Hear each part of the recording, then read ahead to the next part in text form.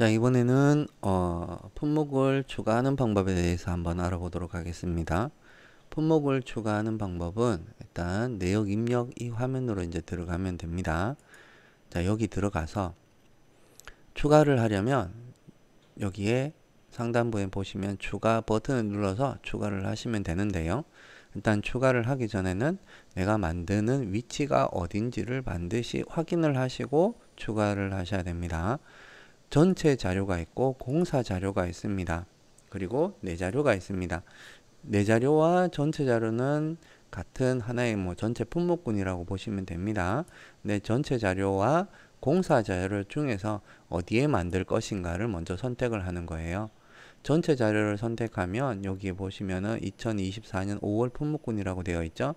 그러면 이 품목군에다가 추가를 해 놓는 겁니다. 그러면 다른 공사들도 이 품목군을 사용을 해서 만들게 되면 지금 만드는 품목을 다른 공사에서도 사용할 수가 있는 거고요.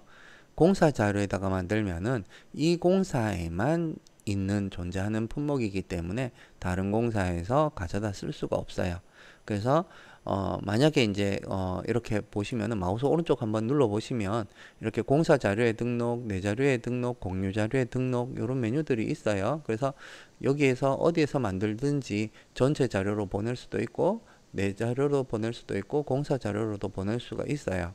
그래서 이렇게 자료를 보낼 수는 있지만 지금 이제 내가 만드는 위치가 어디인지는 반드시 기억을 해 주셔야 나중에 이제 어디에서 만들었는지 공사 이제 그 전체 자료에 만들어 놓고 그다음에 공사 자료에서 찾고 있는 그런 경우가 발생하지 않게 되는 거예요.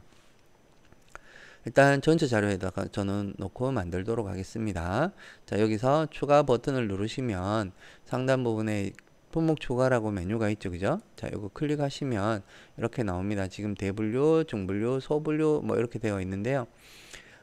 내가 만드는 분류를 여기서 다른 분류를 쓰겠다. 그러면 여기 분류 선택 버튼을 누르셔가지고 나는 여기다가 만들겠다. 예를 들어서 여기 토목자재에 그 다음에 토목자재에 토목용 관에 여기다가 피관 부분에다가 이렇게 선택해 놓고요. 선택 누르면 이렇게 대분류, 중분류, 소분류까지 이렇게 선택을 했습니다. 세분류 부분은 따로 이렇게 분류를 추가를 해서 하실 수가 있고요. 이런 분류들도 내가 별도로 만들어서 사용을 하실 수가 있게 되어 있어요. 이런 분류들을 만약에 사용자가 별도로 만들어서 사용을 하시겠다. 그런 경우에는 요 화면을 일단 닫고요. 여기 보시면은 분류순이 있고 트리가 있습니다. 여기 분류순에 가셔가지고 분류순 트리 중에서 이제 편한 방법으로 추가를 하시면 됩니다. 분류순 여기서는 요 각각의 대분류, 중분류, 소분류 있죠, 그죠? 여기다가 마우스 오른쪽 버튼을 누르면 대분류 추가 그리고 중분류에서 마우스 오른쪽 하면 이런 식으로 메뉴가 있습니다. 소분류에도 마찬가지고요. 그러니까 내가 여기다가 다른 분류를 만들겠다. 그럼 여기서 마우스 오른쪽 버튼 눌러가지고 진행을 하시면 됩니다.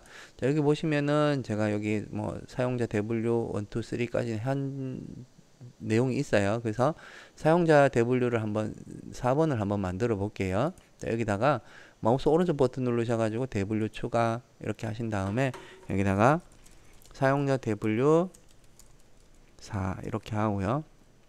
추가 버튼을 누르시면 됩니다. 적용은 이 창이 안 닫히고 다시 대분류를 추가할 수 있도록 이제 요 내용 다시 추가할 경우에 이제 사용하시는 거예요. 적용 요 버튼은 추가를 누르면 창이 닫히는 거고 적용은 창이 안 닫히는 거예요. 그 차이가 있어요. 추가 이렇게 하면은 창이 닫히면서 하나가 만들어졌죠. 그러면 대분류 만들어졌는데 중분류에다가 다시 마우스 오른쪽 누르면 중분류 추가 해가지고 여기는 사용자 중분류 이렇게 요거는 분류명은 이제 실제 사용자분이 이제 필요한 분류명을 이렇게 적으시면 되겠습니다. 그 다음에 소분류도 마찬가지고요. 이렇게 마우스 오른쪽에서 소분류 추가 사용자 소분류 이렇게 입력을 하겠습니다. 이렇게 해서 추가했고요.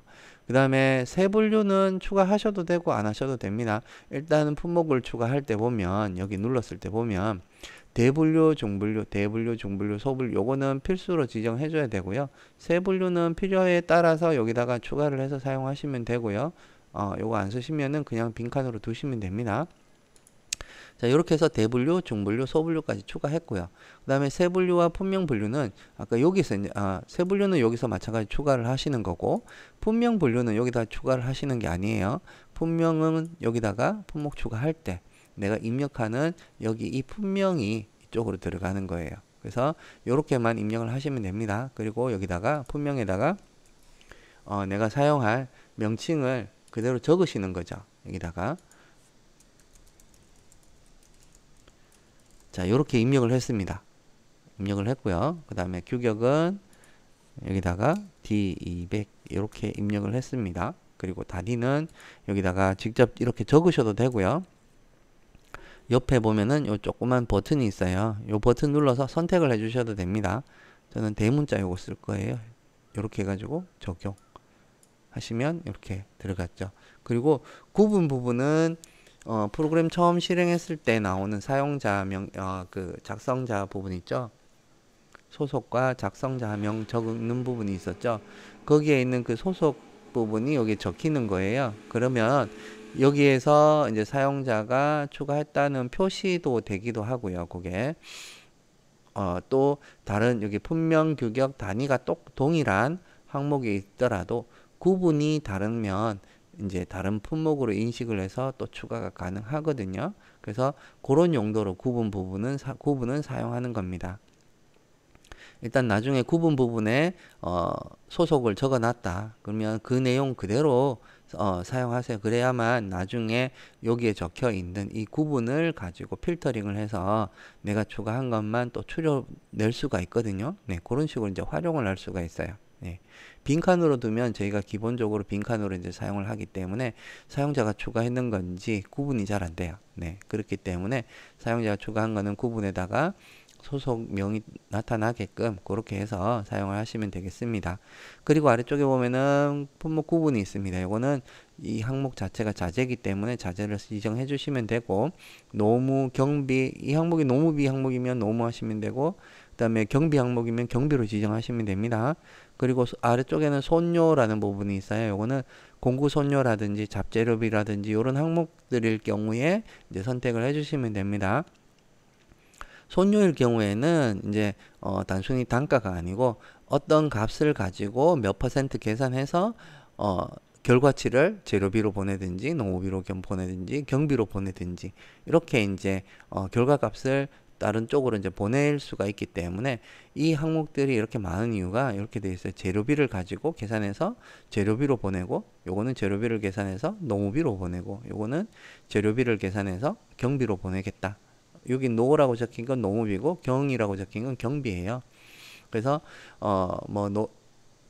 가설사무소 같은 경우 있잖아요. 그죠? 거기에 들어가는 어떤 자재들, 그런 항목들을 다 경비 처리하겠다. 그러면은 여기에서 재료비를 가지고 계산해서 최종 경비로 적용하겠다. 이런 식으로 이 항목을 선택을 해서 만드시면 되는 겁니다. 예. 그리고 경비일 때, 이 항목이 경비 항목으로 사용되는 항목일 때는 아래쪽에 건설기계라는 이렇게 체크박스가 나와요. 이 항목이 지금 만들고 있는 이 항목이 건설기계다. 그러면 이걸 체크를 해서 이렇게 진행을 하시면 되고요. 건설기계이면 삼각비, 정비비, 관리비 이 내용은 표준 품셈에 나오죠. 그죠? 그 내용을 쭉 입력을 해서 사용을 하시면 됩니다. 그리고 통화 부분이 있는데 통화 부분은 이 항목이 1000원 단위다, 달러 단위다, 유로다, 엔화다. 여기서 이제 지정을 해주시면 됩니다. 건설기계가 아닐 때는 요거 끄시면 되고요. 자, 요거는 지금 자재 항목이기 때문에 자재로 지정하겠습니다.